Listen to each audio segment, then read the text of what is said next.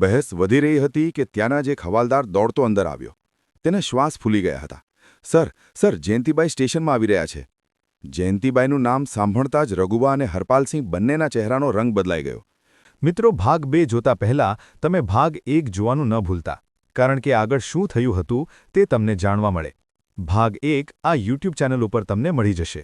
જયંતિભાઈ શહેરનો એક બહુ મોટો અને દબંગ નેતા હતો, જેના ઇશારા પર પોલીસવાળા નાસતા હતા. બંને ઇન્સ્પેક્ટર પોતાની ખુરશી પરથી એવી રીતે ઉછળ્યા જાણે કરંટ લાગ્યો હોય. એક સફેદ સફારી ગાડી સ્ટેશનની અંદર આવીને ઊભી રહી. તેમાંથી સફેદ કુર્તા પાયજામા પહેરેલો જયંતિભાઈ ઉતર્યો. અંદર આવતા જ તેણે પોતાના મજાકીયા અંદાજમાં કહ્યું, કેમ છે રઘુબા, કામકાજ સારું ચાલે છે ને? કોઈ મુર્ગો ફસાવ્યો કે નહીં આજે?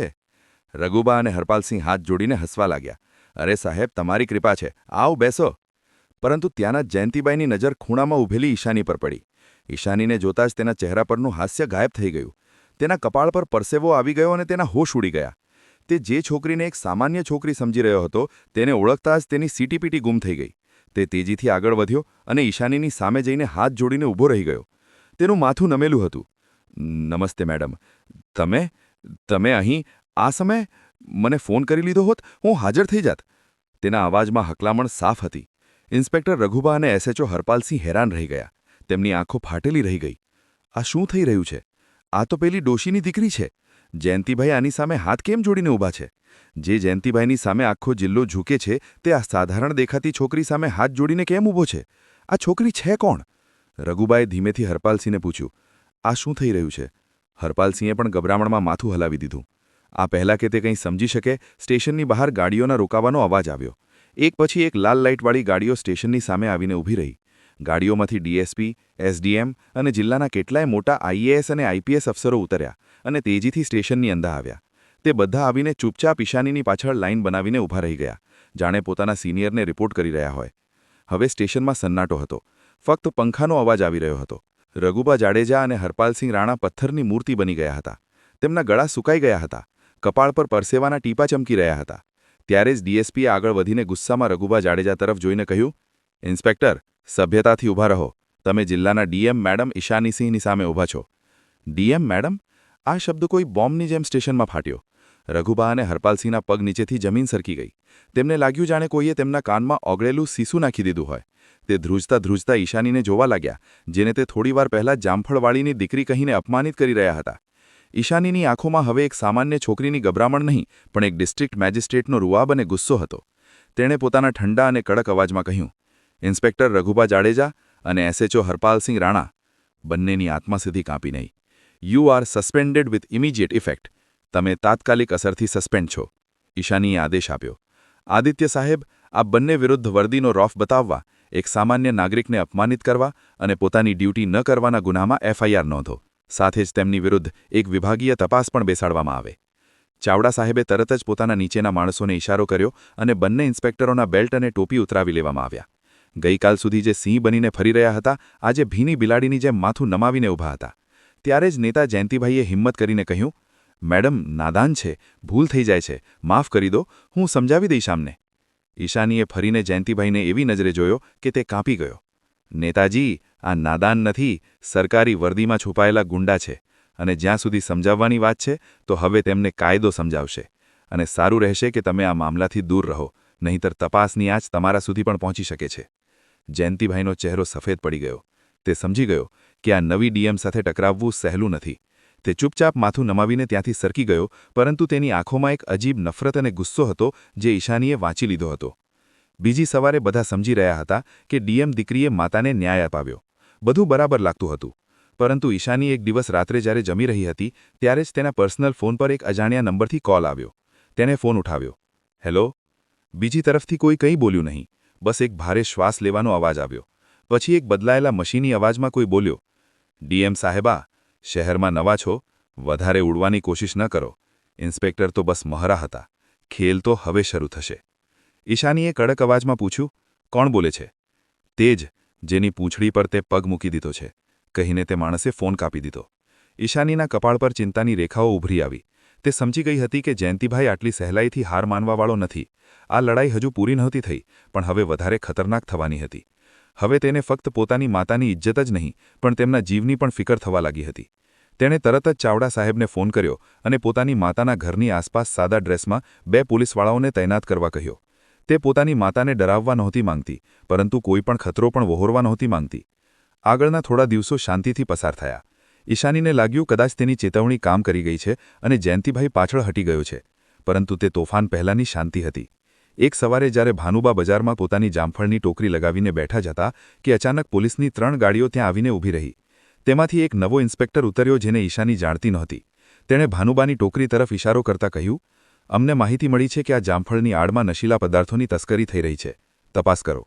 એ પહેલાં કે કોઈ કંઈ સમજે, એક સિપાહીએ જામફળની નીચેથી ભૂરા રંગના નશીલા પદાર્થ કાઢ્યા અને બૂમ પાડી, સર, મળી ગયું, નશીલો પદાર્થ. બજારમાં હંગામો મચી ગયો. લોકો કાનાફૂસી કરવા લાગ્યા. જુઓ, ડીએમની માતા નશીલા પદાર્થો વેચે છે. ભાનુબા સ્તબ્ધ રહી ગયા. તે રડતા રડતા બોલ્યા, ના સાહેબ, આ મારું નથી, કોઈએ મને ફસાવી છે. પણ કોઈએ તેમનું સાંભળ્યું નહીં. પોલીસ તેમને જબરદસ્તી જીપમાં બેસાડીને લઈ ગઈ. આ ખબર આખા શહેરમાં આગની જેમ ફેલાઈ ગઈ. ન્યૂઝ ચેનલો પર બ્રેકિંગ ન્યૂઝ ચાલવા લાગ્યા. ડીએમ ઈશાની સિંહની માતા નશીલા પદાર્થોના આરોપમાં ધરપકડ. આ જયંતિભાઈનો માસ્ટર સ્ટ્રોક હતો. તેણે ઈશાની પર સીધો હુમલો નહોતો કર્યો, પણ તેની સૌથી મોટી તાકાત અને સૌથી મોટી નબળાઈ તેની માતા પર વાર કર્યો હતો. હવે ઈશાની એક અજીબ દુવિધામાં ફસાઈ ગઈ હતી. જો તે પોતાની શક્તિનો ઉપયોગ કરીને માતાને છોડાવે તો તેના પર પદનો દુરુપયોગ કરવાનો આરોપ લાગે, અને જો તે ચૂપ રહે તો તેની નિર્દોષ માતા જેલમાં સડે. ઈશાનીની ઓફિસમાં ફોનની ઘંટડીઓ વાગવા લાગી. મીડિયા, મંત્રી, સિનિયર અધિકારી દરેક જણ જવાબ માંગી રહ્યા હતા. ત્યારે જ તેની બહેન આર્મી ઓફિસર નિરંજનાનો ફોન આવ્યો. તેના અવાજમાં ગુસ્સો અને બેચેની હતી. બહેન, આ શું થઈ રહ્યું છે? હું આવી રહી છું. હું તે જયંતિબાઈને નહીં છોડું. ઈશાનીએ ઊંડો શ્વાસ લીધો અને પોતાના અવાજને સ્થિર કરતા કહ્યું, ના દીદી, તમારે આવવાની જરૂર નથી. જો આપણે પણ તેમની જેમ ગેરકાયદેસર કામ કરીશું તો તેમનામાં અને આપણામાં શું ફરક રહી જશે? આ લડાઈ હવે કાયદાના દાયરામાં જ લડવામાં આવશે અને જીતવામાં પણ આવશે. ઈશાનીએ તરત જ એક પ્રેસ કોન્ફરન્સ બોલાવી. આખો મીડિયા હોલ ખીચોખીચ ભરેલો હતો. કેમેરાની ફ્લેશલાઇટ તેની આંખોમાં ખૂંચી રહી હતી. તેણે માઇક સંભાળ્યું અને કહ્યું, મને ખબર છે કે તમારા બધાના મનમાં શું સવાલ છે. મારી માતા પર ગંભીર આરોપો લાગ્યા છે. કાયદો બધા માટે સમાન છે, પછી તે સામાન્ય નાગરિક હોય કે ડીએમની માતા. તેથી હું આ કેસની તપાસથી પોતાની જાતને અલગ કરું છું, જેથી તપાસ પર કોઈ અસર ન પડે. ચાવડા સાહેબ એક સ્પેશિયલ ટીમ બનાવીને આ મામલાની નિષ્પક્ષ તપાસ કરશે.